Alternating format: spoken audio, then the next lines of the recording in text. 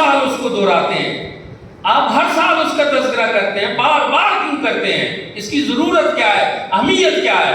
ہم کہتے ہیں ہم نے اس چیز کو اللہ رب العزت کی سنت سے سمجھا۔ سبحان اللہ، سبحان اللہ۔ رب تعالیٰ نے اہمیت دی ہے اس چیز کو، قرآن میں اہمیت دی ہے، بار بار ہم سے پڑھوایا جاتا ہے، اس پہ ہمیں ثواب ملتا ہے، اس پہ ہمیں اجر ملتا ہے۔ اور قرآن پاک میں اللہ رب العزت نے ذکر کیا عالم ارواح کی بات، تو گویا ایک تو یہ سنت خداوندی ہو گئی کہ اجتماع عام کرنا، یہ ہمارا طریقہ ہے۔ رب تعالیٰ نے اجتماع عام نہیں کیا، اجتماع خواص کی۔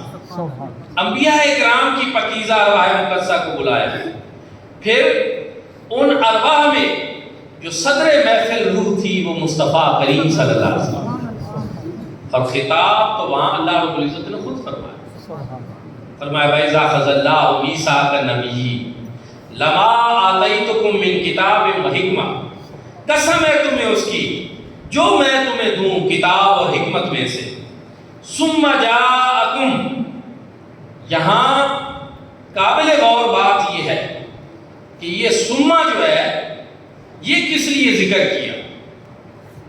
دوستو اور بھائیوں، مجھے ویسے بھی واقعات کچھ کام ہی آتے ہیں، سر میری ویسے نہیں ہے، تو میں چاہتا ہوں کہ جو مجھے آتا ہے میں وہ آپ کو ضرور بتاؤں۔ آج 8 ستمبر ہے، کل ایک دن پہلے 7 ستمبر تھا، اور 7 ستمبر یوم ختم نبوت، اور اس مرتبہ یہ جو کل کا دن گزرا ہے یہ 7 ستمبر گولڈن جوبلی بھی تھا، یوم ختم